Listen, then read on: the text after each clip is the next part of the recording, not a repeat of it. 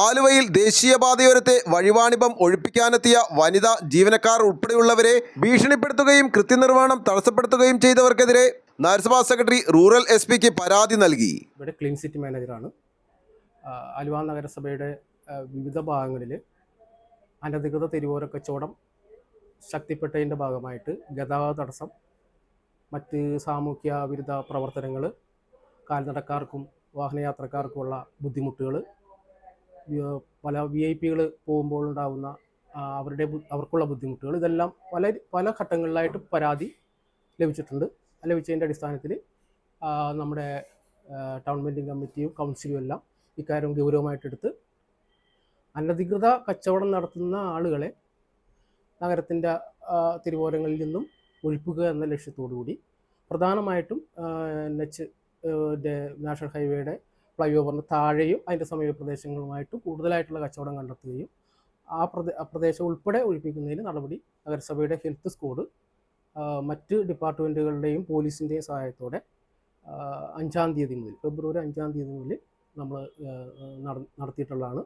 ആ സമയങ്ങളിലെല്ലാം തന്നെ ഈ അനധികൃത കച്ചവടക്കാരുടെ വലിയ തോതിലുള്ള പ്രതിരോധവും പ്രതിഷേധവും നമ്മുടെ ഉദ്യോഗസ്ഥർക്ക് ഏൽക്കേണ്ടി വന്നിട്ടുണ്ട്.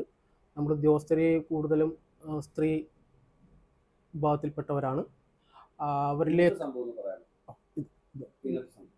ഇന്ന് നമ്മൾ അതിരാവിലെ, അതായത് ഇത്തരം തെരുവുകച്ചവടങ്ങൾ നമ്മൾ നീക്കം ചെയ്യുന്നുണ്ടെങ്കിലും ഇവർ പ്രത്യേക ഒരു ലക്ഷ്യത്തോടു കൂടി അതിരാവിലെ തന്നെ തെരുവിലേക്ക് കച്ചവടം വീണ്ടും ചെയ്യുന്നതിന് വേണ്ടി ശ്രമിക്കുന്ന സാഹചര്യത്തിൽ നമ്മുടെ ഉദ്യോഗസ്ഥർ സ്ക്വാഡ് അംഗങ്ങൾ അവിടെ എത്തുകയും അത് പ്രതിരോധിക്കാൻ, അത് നീക്കം ചെയ്യാൻ ശ്രമിക്കുന്ന സമയത്ത് വളരെ ശക്തമായ രീതിയിൽ ഈ കച്ചവടക്കാരും അവരെ സഹായിക്കുന്ന മറ്റ് ആളുകളും ചേർന്ന് ഇവരെ ഭീഷണിപ്പെടുത്തുക, അസഭ്യം പറയുക, മതഭീഷണി ഉൾപ്പെടെയുള്ള ഇത് നടത്തുക, ഇത്തരം വളരെ ഗുരുതരമായ രീതിയിലുള്ള ഉദ്യോഗസ്ഥരുടെ കൃത്യനിർവഹണം തടസ്സപ്പെടുന്ന ഗുരുതരമായ രീതിയിലുള്ള പ്രവർത്തനങ്ങളാണ് ഉണ്ടായിട്ടുള്ളത്.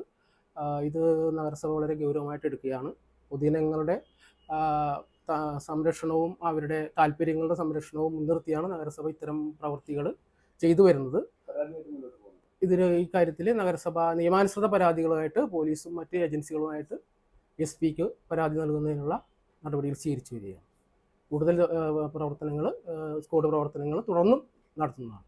ഇത് നമ്മൾ മനസ്സിലാക്കിയിടത്തോളം നമ്മൾ NULM വഴി നമ്മൾ സാധാരണ നിത്യവൃത്തി നേടുന്നതിന് വേണ്ടിയിട്ടുള്ള കച്ചവടക്കാർക്ക് നമ്മൾ കാർഡുകൾ നൽകിയിട്ടുണ്ട്. അവരെ ഉദ്ദേശിച്ചാണ് ഈ തെരുവോര കച്ചവടക്കാർക്കുള്ള തിരിച്ചറിയൽ കാർഡുകൾ കൊടുത്തിട്ടുള്ളത്. എന്നാൽ ഇപ്പോൾ അവിടെ നടക്കുന്ന കച്ചവടങ്ങൾ ഒരു 1, 2, 3 വ്യക്തികൾ മറ്റ് ആളുകളെ ഉപയോഗിച്ചുകൊണ്ട് ആ പ്രദേശം അടക്കി ഒരു മാഫിയ പോലുള്ള രീതിയിൽ കച്ചവടം നടത്തി വരുമാനം നേടുന്ന ഒരു രീതിയാണ് അവിടെ കണ്ടുവരുന്നത്. ശരിക്കും ഇതിൻ്റെ ഗുണഫലം കിട്ടേണ്ട തെരുവോര കച്ചവടക്കാർ, അവർക്ക് ഇതിൻ്റെ ഒരു ഗുണഫലം കിട്ടുന്നുമില്ല. അവർ മിക്കവാറും ആ രംഗത്ത് നിന്ന് പിന്തള്ളപ്പെടുകയും ചെയ്തു. ദേശീയപാതയുടെ സ്ഥലമാണ്. ഈ നഗരത്തിൻ്റെ വിവിധ ഭാഗങ്ങളിൽ PWD, ദേശീയപാത, റവന്യൂ തുടങ്ങിയ ഏജൻസികളുടെയും സർക്കാർ ഇതര സംവിധാനങ്ങളുടെയും സ്ഥലവും എല്ലാം നഗരസഭയുടെ പരിധിയിലുണ്ട്. അത് ലോക്കൽ ബോർഡിൻ്റെ പരിധിയിലുണ്ടാവും. ഈ സ്ഥലങ്ങളിലെല്ലാം അനധികൃതമായി കച്ചവടങ്ങളോ മറ്റു കാര്യങ്ങളോ എന്ത് സംവിധാനങ്ങളുണ്ടെങ്കിലും അത് നിയന്ത്രിക്കേണ്ട ഉത്തരവാദിത്വം നഗരസഭയ്ക്കാണ്. അക്കാര്യത്തിൽ നഗരസഭ വേണ്ട നടപടികൾ സ്വീകരിക്കും. 2 ആഴ്ചക്കുള്ളിൽ 3-ാം തവണയാണ് ദേശീയപാത ആലുവ ബൈപ്പാസിനോട് ചേർന്ന സമാന്തര റോഡരികിലെ വഴിവാണിഭക്കാരെ നഗരസഭ ഒഴിപ്പിക്കുന്നത്. ദേശീയപാത സമാന്തര റോഡിലെ ഏറ്റവും തിരക്കേറിയ ഭാഗമാണിവിടം.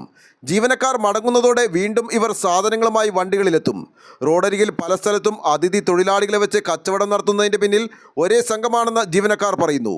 ഇവർ തന്നെയാണ് പ്രതിഷേധവുമായി ജീവനക്കാരെ തടഞ്ഞതെന്നും ഇവർ പറഞ്ഞു.